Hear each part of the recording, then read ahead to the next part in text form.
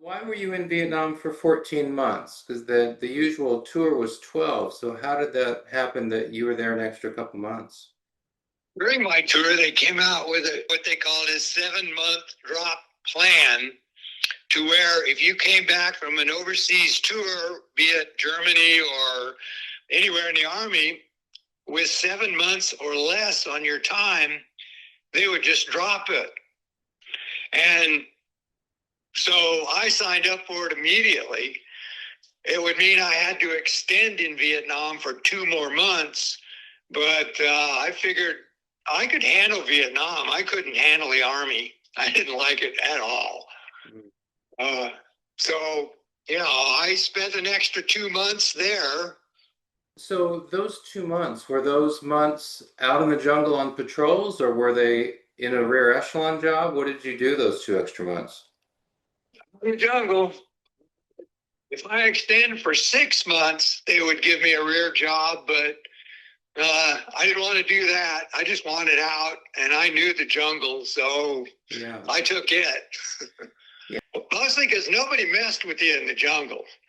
There were no inspections. You didn't have to salute officers. Everybody was kind of on the same page, including the officers. So, it didn't have the strictness that the military system back in the rear or back in the States did. I graduated from high school in June of 1967, and I was in an Army post by October of 67, and I was drafted. Once you were drafted, did you just accept that, or did you think about, other options of trying to get out of the draft? No, I have 5 brothers and 3 sisters, all of whom were draft age in 1967. So I knew they were going to get one of us. My older brother was in the Marine Reserves, so he had covered his, he wasn't going to go. Yeah. So I got the next draft notice, so I said, well, I'll go, and went. At that time, now you're a young person, so I don't expect you're paying close attention to the news, but at that time, what did the war in Vietnam mean to you at all? Were you really paying attention to it? No, graduating from high school that summer was one of the most joyous times of my life. I was just, everything was going right. That summer, it was just magic. So I didn't pay attention to anything but having fun, not having to go to school anymore. Wow. So, I didn't pay attention to Vietnam. Did you assume that since you were being drafted into the Army that you probably would end up going to Vietnam?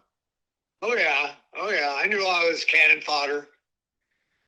So, what significance did that have? Was it just a sense of, well, I'm of draft age and so there's a war going on, so I'm in it, or I want to go fight communism? I mean, what was your own thinking about that?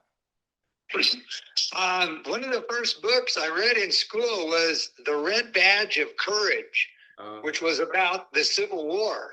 Yeah. So I started studying the Civil War and got fascinated in it. So was there a certain interest in being in war and seeing what it was like? Yes. Yeah. Wow. I wanted to know what combat was like a dummy. Why do you say like a dummy? Well, out of all things to be interested in. But I found it to be, just a thing I wanted to know. And at the time, I wanted some adventure. I've been structured right up to that point, and I just wanted to go and do something exciting. And Vietnam provided that. Do you have any memories of the flight to Vietnam? Not really. I remember sitting on an airplane and there was a magazine there. I think it was named Argosy or something. And I read an article about alligators in Vietnam. And I was thinking, wow, don't you have enough to worry about that you got to worry about alligators, which they didn't have any, but Right. you know, That's what I was going to ask. I'd never heard of alligators in Vietnam. yeah, you know, it was just an fake news at the time. As I was walking off of the airplane, when I landed, a group of people were getting on the airplane that were leaving, and I passed one of my neighbors who had getting back on the plane. That we just stopped and talked for a second, and I just asked him, "Well, what's your advice?" And he just said, "Keep your mouth shut and your head down. You'll be all right." What had you been trained to do after boot camp? You go to infantry, or I'm assuming infantry training. What were you trained to do? Nothing that was necessary, if we put it that way. We trained with M14s, which we never used. It just, none of it, once you got out in the jungle, it was a whole different, nothing that they trained. Even when I got to Vietnam, we spent maybe 2 weeks in a rear area doing things like learning first aid and, little knick-knack things, but nobody taught you how to put up a hooch at night or how to cook sea rations or, they taught you how to clean your M16. I'm glad they did that. What was the first thing you experienced in Vietnam that drove home to you the point that you were in a war zone? Basically, my first firefight, which was exactly a month to the day, that was pretty gnarly, really. I was approached, let's see, maybe a week in the jungle and asked if I was married. And I said, no. And they said, good, you're our new point man. Wow. So I met a guy named Larry Riley, who was a point man, and I walked his slack for probably 2 weeks. And we were moving. So in other words, we had like 100 pounds. We just got resupplied. I had 100 pounds of pack on my back. All of us did. When Larry noticed a bunker that I didn't see, but he gave me a hand signal to where we're going to flank it. So we split up and flanked it, and I was so close to this bunker when they opened fire that it knocked me backwards and right on my backpack, which I was stuck in, and I couldn't do anything. I had to get out of this backpack, and before I could even fire my rifle, by that time, both Larry was hit and the guy behind me was hit. But then by the time I got up and started shooting, they were gone. So that was my first indication that I was in a war zone, was I was surrounded by wounded guys. Wow. How old were you? 18. I was just, wow, they missed. They missed me. I don't get it, Did you have that thought? Like, why did those two guys get hit and I didn't? Oh, yeah. Oh, yeah. Every firefight I was in, that happened. Over the years, how have you answered that question? Why were they hit and I wasn't? I didn't bother to try. Yeah. Now, you go into the Tiger Force, and I want to ask you about that. But and you've already, kind of answered this already. But what kinds of missions are you doing before you go into the Tiger Force? Before we went into Tiger Force, I was in a infantry company, 180 men, looking for trouble, basically. Search and destroy I missions? didn't. Huh? Search and destroy missions? I suppose they were called that. I don't recall destroying anything. But we were just in the thick of the jungle, and I guess we were looking for the bad guys. And I didn't realize until after I got into Tiger Force how noisy a line company is going through the jungle. We were sitting on a hillside one day, and we were always really quiet, but we could hear line companies moving through the jungle that were maybe half a mile away from us, but we could hear them. We could tell what direction they were headed, how far they were from us. I was amazed at how, I survived 3 months of that walking point with them and being so noisy at it. It just was shocking to me. Before I ask you about Tiger Force, so you say you're walking point. Um, what are the skills that you have to be a successful soldier on point? Well, I was extremely lucky in that I was a Boy Scout, say 14 years old, and I loved camping out at our Boy Scout camp, which was in the Ozarks of southern Missouri. Mm-hmm. And their theme was Native Americans. So the name of the camp was Osceola, after the chief, and they taught us how to, what they call, read the woods. They taught us how to track. They taught us how to look for signs, look for smells, look for movement of any kind or signs that people were there. I learned that when I was 14. Mm. So by the time I got to Vietnam, I kind of knew how to do it. So, when I started walking point, I started using that experience, what I learned in the Scouts. And it worked out well. I mean, I never earned a Purple Heart. Some point guys say as they accumulated experience walking point, they got to a place where they could almost feel danger before they actually saw anything. Like you could just sense that something was coming before you actually saw something. You developed a different kind of sense. Does that fit with your experience? Easily. And there were a lot of signs. It would be real quiet. There weren't even any bugs making any noise. So you knew somebody was around. The smell. Mm-hmm. The thing is, the NBA, their diet, they gave off a particular odor. Yeah. That was very, very I mean, there was a lot of them. It was very pungent. So you knew something was going on just by the sound and the smell of what's around you. And some guys I've talked to who walk point said that they preferred walking point because they felt like they had more control walking point than being, further back. Does that fit with your own thinking? Very much so. I could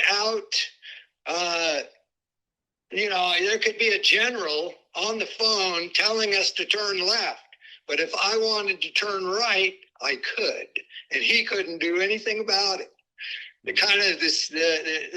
The scenario was, well, if you want to turn left, why don't you get in your chopper, come out here, I'll put a 100-pound pack on your back, and you walk point.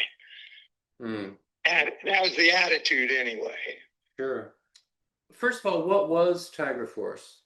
It was started by a guy named David Hackworth back in 1966. Well, highly decorated soldier. And he realized that the Americans were fighting a World War II tactic against a guerrilla tactic. Mm. And it wouldn't work. So he created Tiger Force with a whole different mission. It was a platoon, which 40 guys at full strength. And our 3 jobs were basically recon and rescue and just a fast reaction team, because we were smaller and a whole lot more maneuverable than line companies were. So it was his idea to use this as a tactic, and it really worked. Like when we were inserted into an AO, we would land in 4 different locations, but maybe on the 3rd location, we jumped out of the choppers and ran into the woods and recollected ourselves. but the choppers kept landing in different locations because you're not going to sneak up on anybody in a helicopter. There's just not Right. going to happen. Yeah. So you're landing in different locations so the NVA, to confuse the NVA or to lead the NVA to think you've landed over there when really you've landed somewhere else. Right. Yeah.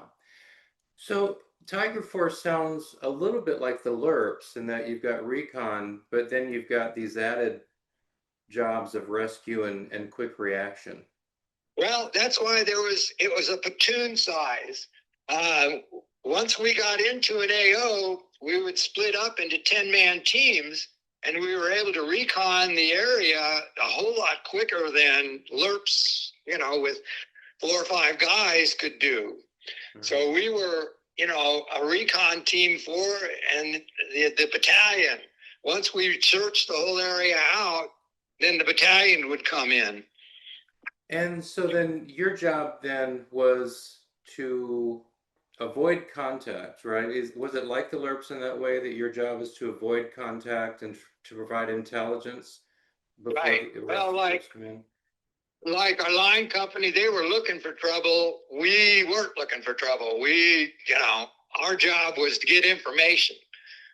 You Right. know, sneak up on somebody, and then when you find something, sneak back and call somebody else to take care of it. Now I'm assuming that the NVA had their own teams that were out there looking for you guys. Oh, I'm sure they were everywhere watching everything. I mean, these guys have been in the jungle all their lives. And here we're Americans that haven't been there for a few months. So, this was their backyard. Right. And, unless you were, like I say, once we got into Tigers, we moved slower, we were quiet, we didn't smoke. You didn't talk above a whisper if you had to say something. And so, we kind of used what we learned from the NVA was just, make yourself as invisible as possible. What was your assessment of the NVA as an adversary? You have to give them a lot of respect. I mean, the guy had on a pair of shorts and an AK with one magazine. And here he's butted up against, well-armed, well-reinforced units. So they had guts. And, the thing is, they had a reason to fight. They just wanted to have their country not be colonialized, and I don't blame them. Right. So, plus they've been at it all their lives. They were so experienced and knew so much about what to do and how to do it, and we didn't. So, yeah, you say in something you wrote, you said there was a certain moment when you realized we were not going to defeat these people. That's a quote. I realized we were not going to defeat these people. Um, what was that moment when you concluded in your own mind that the NVA were not going to be defeated? Okay, well, we were on the floor of the Ashall looking up in the mountains, and there was mortar fire coming at us. So we called in some jets to come in. And so 3 jets showed up and started dropping napalm and 250-pound bombs. And I mean, just everything but nukes. And there was green tracers going right back up to that jet. And I said, no, that kind of guts, we're not going to defeat that, because like I say, we don't have a reason. They do. So, it's... Yeah, so you're describing the NVA are just completely overwhelmed by American technology, but they're standing their ground and fighting back. Right. Yeah. And you say that the NVA had a mission, which is to unify the country and to have the foreigners out of their country. Um, let's say halfway through your tour, you're in a place where you're able to talk, and a soldier asks you, what is this about? We've been here 6 months fighting. What do you think this is about, TJ? Why are we here? What is this all about? What do you think you would have said at that time? I said, I have no idea. My job is the 10 feet in front of me, and to make it home, make sure all my buddies make it home. Mm. Here's a synopsis that I gathered. I was with paratroopers. Now here's a group of guys who volunteered to do something that was dangerous while they were in training. So that, there's a particular kind of attitude that they have about jumping into danger that leg units didn't have, I don't think. Right. So that you knew that the guys around you were willing to jump in and help out regardless. So there was a certain confidence that you had that your people were going to back you regardless, which really helped your psyche overall. Yeah. So for you, after you've experienced combat, this war is not about communism, it's not about philosophy, it's not about politics, it's about you and the soldier next to you, basically. It sounds like what you're saying. Pretty much. Yeah. Pretty much. None of us wanted to be there. None of us had a reason. None of us, it just, okay, go through this. Most memorable event that happened, there was a valley that attached to the Ashaw. It was called the Rounau. The Ashaw went north and south, and the Rounau went east and west, and the two connected. So both valleys were the same, nobody heard of the Rounau, but it was just as notorious, if not more, than the Ashaw. Yeah. But there was an event. One day we just came into a clearing, basically. It still had canopy over it, but it was an open area where there were a couple of 85 howitzers sitting in the middle of the jungle. Wow. And so we started reconning the area, and we found about, maybe 6 trucks, Russian-made trucks that could still run. And then a company who was kind of off and to our left, they found 45 trucks full of brand new ammunition. So This was right after Tet. So the synopsis was these weapons were supposed to support Tet, but they had such trouble getting through this jungle that they had to leave it because there was no guards anywhere around, no one. Wow.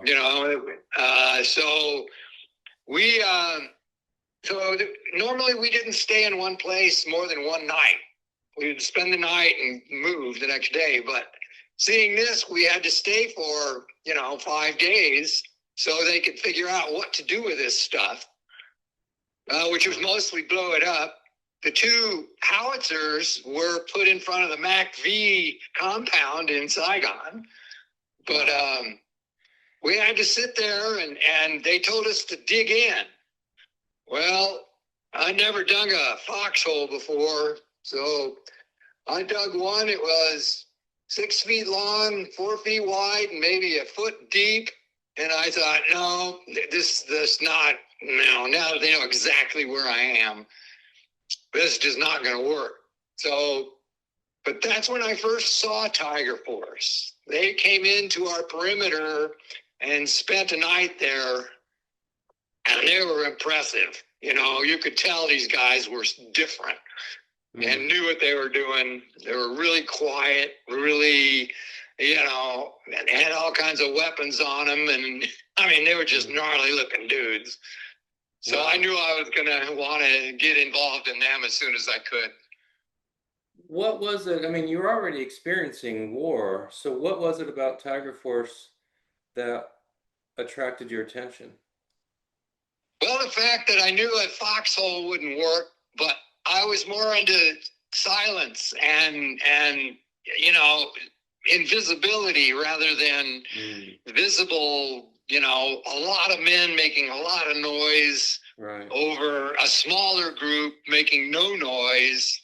And I just figured if I'm going to go through this mayhem for the next year, I'd rather be with people that go for silence and invisibility and not look for trouble rather than a noisy line company that's Wow. what their job was, is to Yeah. look for trouble. So did you approach a sergeant or an officer and asked, how do I get into this? Or did they make a pitch and you raised your hand? How did you actually get into Tiger Force? No, actually, they have to pick you. You did have to volunteer, but they needed to know that you were, well, basically you had already earned your CIB. Right. Is a simple way to put it. Yeah. And so there were a few guys in it that were from C Company that knew me, but I didn't go by myself. Most of my platoon joined Tigers at the same time. Wow. So, I knew half the guys, when I joined, including the leader. Our lieutenant, who was our platoon officer in C Company, actually joined Tigers and became their CO. So he knew us and we knew him. So it was a pretty easy transition. They approached me. They approached 2 or 3 other guys in my platoon that, knew their stuff. Yeah. And asked them to join. And so we did. And did you have to go like down to Nha Trang for special training or something? Or did you just immediately go into Tiger Force and learn on the job? No, it was an OJT thing. We didn't do any of the recon school or any of that. Yeah. We just, right.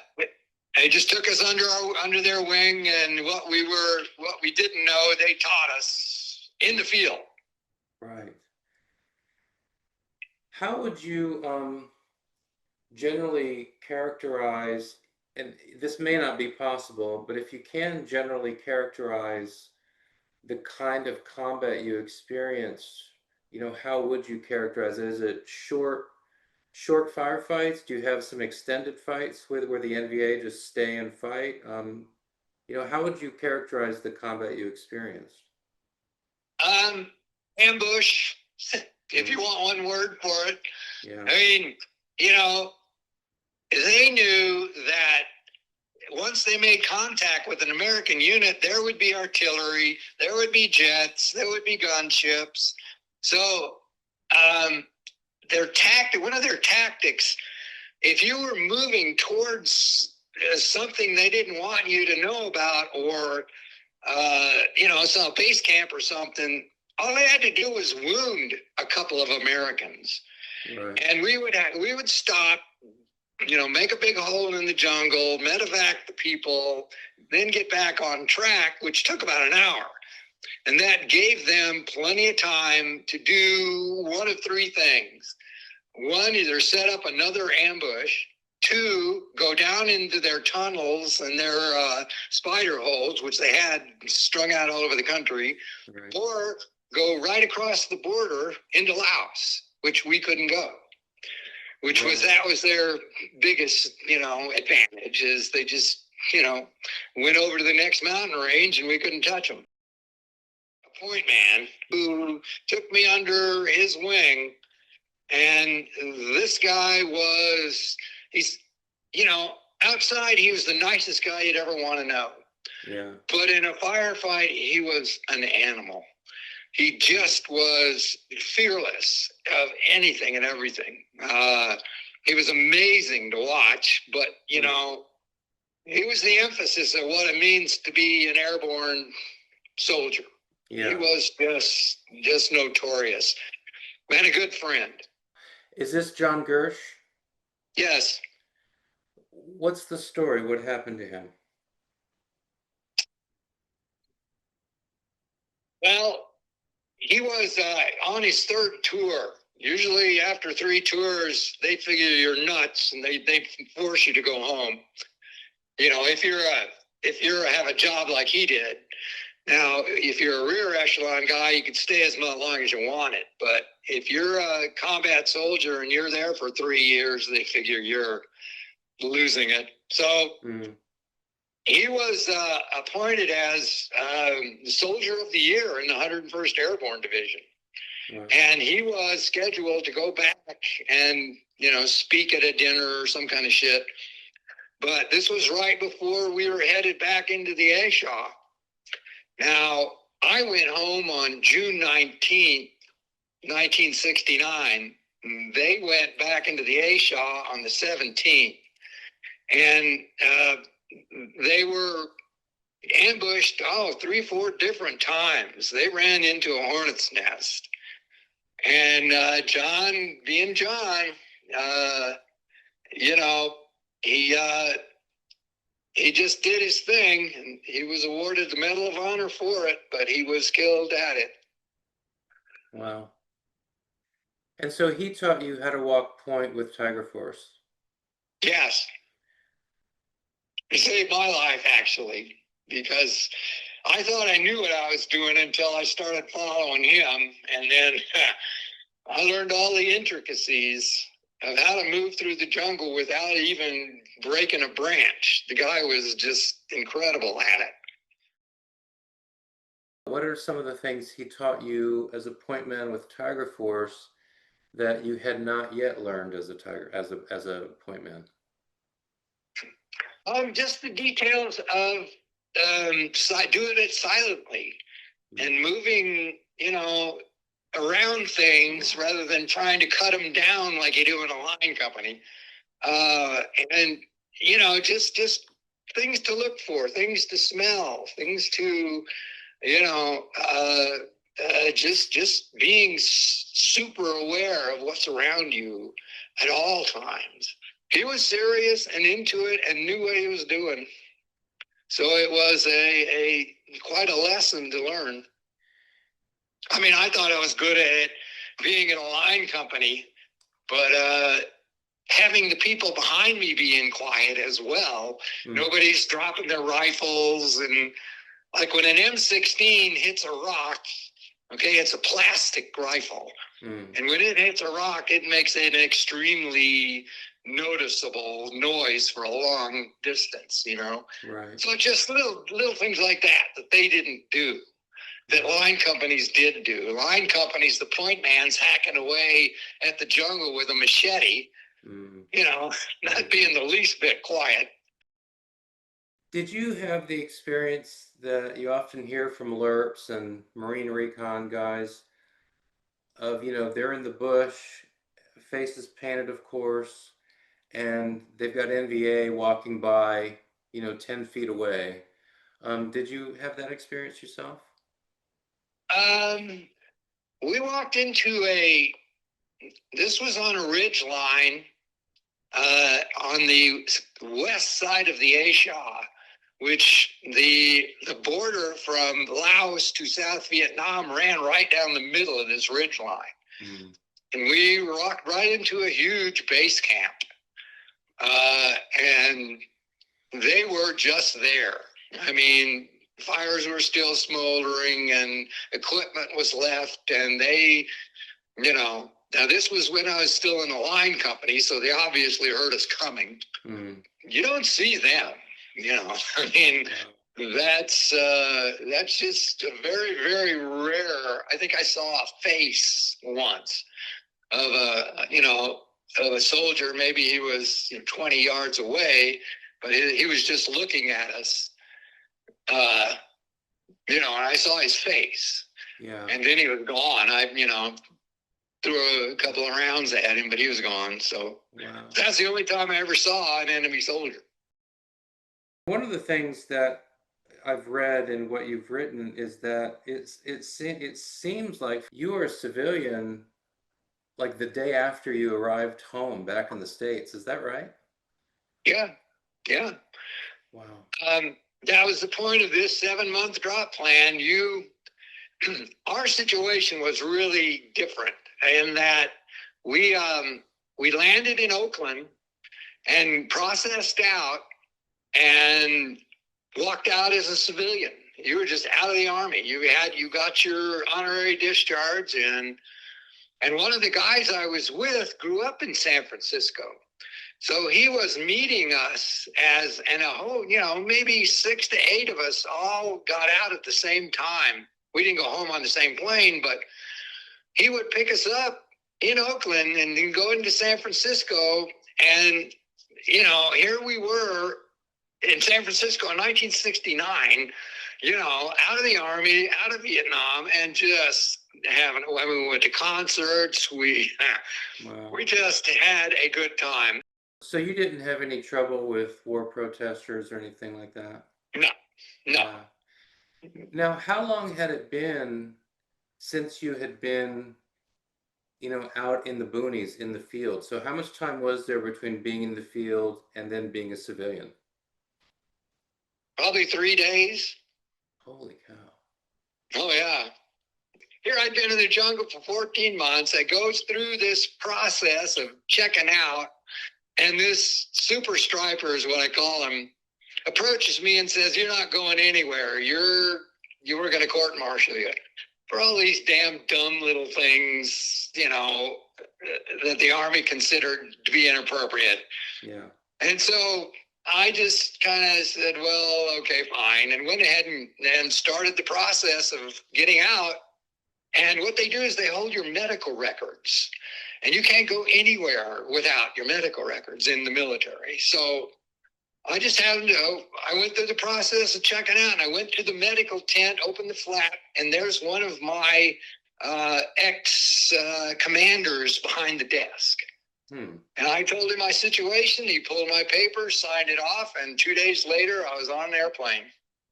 Wow. So you avoided getting into trouble for all the stuff that had happened when you were in the rear area. Yeah. Yeah. Yeah. It was funny. They asked, "What rank are you?" And the thing was, every time I got in the rear, I'd get busted for some damn dumb thing. And they approached me, "Okay, McGinley, we're taking a strike from you." Well, I don't know if I have any left, but you're welcome to them. I don't really give a shit about rank. And then when I get back out in the field, they'd reassign me a squad simply because I was still alive. And I said, "Well, I can't control men if I don't have rank." And they'd make me a sergeant, and I would be a sergeant as long as I was in the field. But then as soon as I got out, I was a private again. So, Wow. I didn't deal with rank. I didn't care. How did your transition go back into civilian life? Except for sleep, which I still can't do very well. Everything else was just smooth. And it was especially because of what happened to us in San Francisco. Just getting out of the Army, all of a sudden, boom, we're civilians in San Francisco. We went to a Jefferson Airplane concert, and, it was so overwhelming on a positive note that I'm probably still riding that cloud. It was just an ascension from hell to heaven, to be honest. Wow. No, you say that you haven't slept well since Vietnam. What's the connection? Well, the nights in Vietnam were the times when Charlie moved. That was his time to do things. During the day, they just hid, but at night, they did things. So, and we were in some pretty notorious locations. I didn't find this out till after I got home. I didn't know what operations we were on. I didn't know the Ashaw Valley was as notorious as it was. It was just another piece of real estate to me, Right. But, you did it. You faced what was in front of you at the time. And, you didn't worry about yesterday or tomorrow. You got to worry about the 10 feet in front of you right now. Right. And so just kind of that recognition that, when you're out in the field and you spend a lot of time in the field, that deep sleep isn't really, something that's available to you, because you always, even if you are asleep, you have to be ready to be awake instantly and fighting. That's just something that's kind of stuck with you? No, not fighting, just being half asleep all the time. Right. Just paying attention to sounds, mostly because it was, so dark in that jungle. So dark that, you depended on sound. So you had to stay, alert. Even if you're trying to sleep, even if your body says you need to sleep, well, you didn't do it 100%.